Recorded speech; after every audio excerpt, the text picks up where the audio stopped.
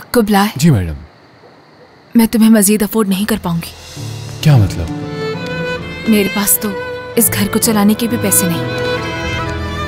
मुझे आपसे कोई शिकायत नहीं। कुबलाए। खुदा आपको खुश रखे मैडम। आज से चलता हूँ।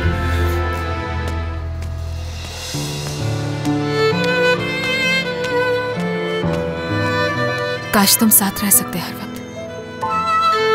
मुझे किसी और की जरूरत पड़ती ही नहीं कभी। ये तन्हाई का एहसास कभी ना होता।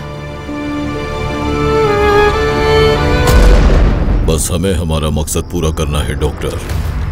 अच्छा है, अच्छा है। आ रहा हूं मैं। हम रात को ट्रक लोड करेंगे, वो सुबह यहाँ से निकलेगा। ये किसी चेक पॉइंट की तरह लग रहा है। पहला टारगेट ये होगा, इंतहाई खामोशी के साथ, वरना उन्हें मालूमात आगे बढ़ाने का मौका मिल सकता है।